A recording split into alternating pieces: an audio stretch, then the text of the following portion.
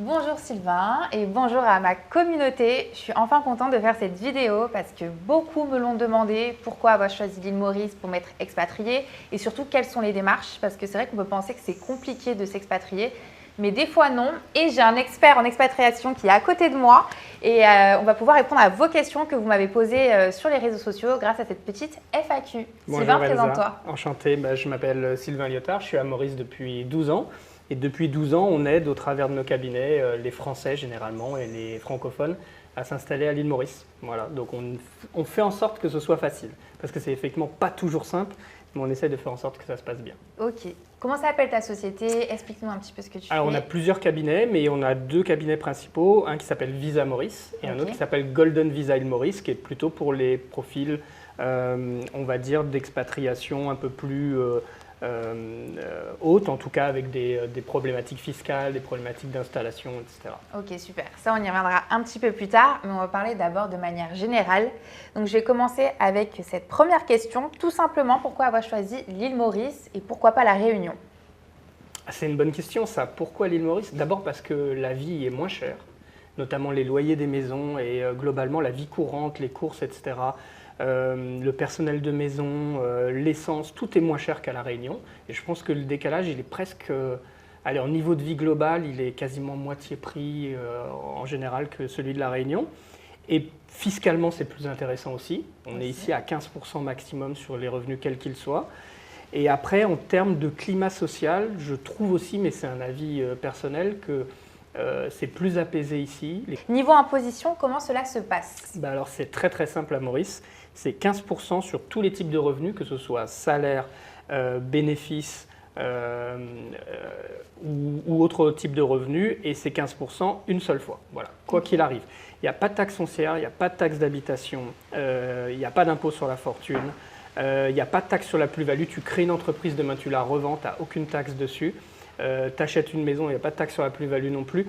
Donc c'est plus un paradis fiscal, parce qu'il n'y a plus d'offshore à Maurice depuis 5 ans, mais c'est un paradis. Il y a des impôts, mais ça reste raisonnable. C'est vrai, quand on compare à la France, ça reste toujours plus avantageux. Et pour moi, c'est un paradis pour les entrepreneurs. Voilà. Oui, et aussi en général pour tout le monde. Ok, super. Alors, une autre question, parce que c'est vrai que ça, des fois, ça peut faire freiner beaucoup de personnes. Est-ce que les démarches pour s'installer à Maurice sont longues ou compliquées? Alors, oui et non. Il faut à peu près 2 à 3 mois pour avoir un permis de résidence. C'est beaucoup plus simple qu'avant parce qu'il y a une partie des démarches qui se font en ligne maintenant. C'est plus simple aussi parce qu'avant, c'était des permis de 3 ans. Maintenant, ils sont de 10 ans. Donc, on est tranquille pour 10 années. Et globalement, sans en vendre notre soupe, il vaut mieux se faire accompagner qu'y aller seul. Seul, c'est pas ultra simple. Oui, donc du coup, ça rejoint une autre question. On me demandait s'il faut être sur place pour pouvoir faire les démarches pour y habiter. Alors oui et non. Donc il y a la moitié des démarches qui se font à distance jusqu'à ce qu'on appelle un accord de principe des autorités. Et une fois qu'on a cet accord de principe écrit des autorités, on peut s'installer à l'île Maurice. Et il y a encore généralement 3-4 semaines de démarches, d'ouverture de compte bancaire, de visite médicale. Mais on va dire qu'en 2 à 3 mois, on devient résident pour 10 ans à l'île Maurice, avec la moitié des démarches à distance sans se déplacer. On n'a pas osé me poser la question et je sais qu'on va me la demander au niveau des coûts. Pour s'installer ici, ouvrir une société et avoir un visa, par exemple, comment ça marche? Oui, alors c'est variable selon les types de permis, mais on va dire que pour une famille entière, si on englobe les coûts d'accompagnement, les coûts de visa, etc., on est entre 3 et 4 000 euros avec les frais gouvernementaux pour 10 années.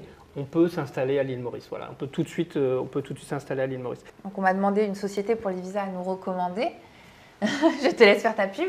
Alors, honnêtement, il y a beaucoup de sociétés qui le font maintenant. Moi, quand je suis arrivé il y a 12 ans, on était les seuls quasiment. Maintenant, il doit y avoir au moins une dizaine de cabinets qui, globalement, font tous à peu près leur boulot. Si vous choisissez un cabinet, il faut faire attention quand même à regarder. Ils ont bien des bureaux, des employés, un peu d'expérience. Il faut éviter de prendre des consultants qui sont seuls et qui ne vont pas forcément avoir la possibilité de le faire.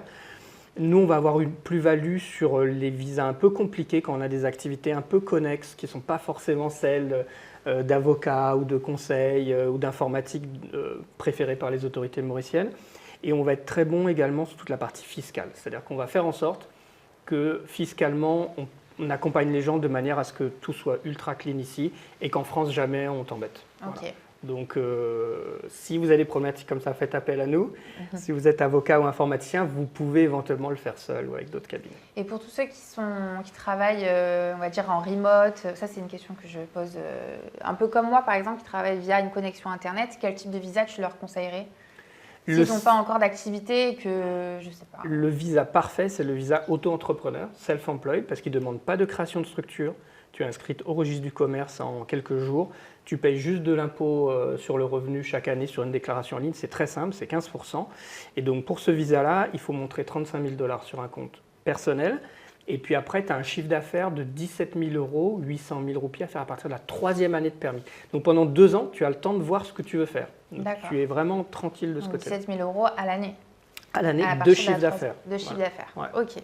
Alors aussi, on m'a demandé, c'est une question un peu plus originale, s'il y avait un conseil pour réussir son expatriation, ça serait quoi? On arrive bientôt. Ce qui est très bon, c'est de pouvoir avoir des clients déjà à l'étranger, donc d'être payé par exemple en euros ou en dollars, et de travailler à l'île Maurice où là tu payes tes charges en roupies. Donc toutes les activités effectivement où tu peux travailler depuis l'île Maurice pour des clients à l'étranger, ça fonctionne. Voilà. Donc, et puis peut-être je rajouterais pas venir de façon... ce qui marche aussi, c'est la restauration.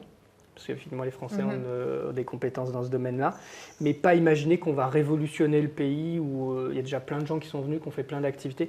Donc il faut surtout y aller avec les reins plutôt solides financièrement, ou avec déjà de la clientèle et une activité existante en Europe, parce que sinon ça peut être compliqué.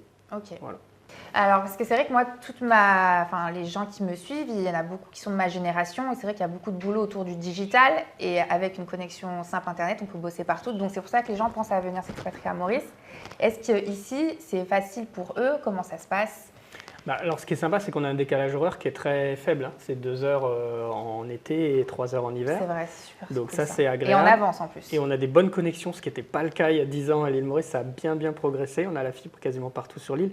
Oui, il n'y a pas de problème pour venir faire ce genre d'activité. Il faut le faire en permis self-employed. Okay. Et il faut venir idéalement avec sa clientèle déjà étrangère, ou en tout cas en dehors de Maurice, où il y a une forte concurrence. Et où ça va être un peu plus difficile de percer ou d'avoir une clientèle uniquement mauricienne. Alors, comment sont vus et accueillis les expats sur l'île? C'est une bonne question. Je trouve plutôt bien. Moi qui suis là depuis 12 ans, donc j'ai vu ce qui allait, ce qui n'allait pas. Les gens sont plutôt agréables. Je dirais que c'est presque plus facile d'être accueilli ici en tant qu'expat qu'en tant que métropolitain à La Réunion, par exemple, alors qu'on est français tout autant.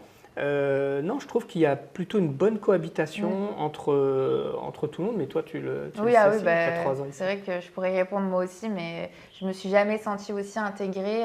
Par exemple, si je dois comparer quand j'ai vécu en Angleterre ou aux Émirats Arabes Unis, c'est ici où je me sens le mieux, le plus accueillie. En fait, il y a ce côté village, je trouve, puisque ça reste une petite île et c'est facile, je trouve, de rencontrer du monde. C'est vrai.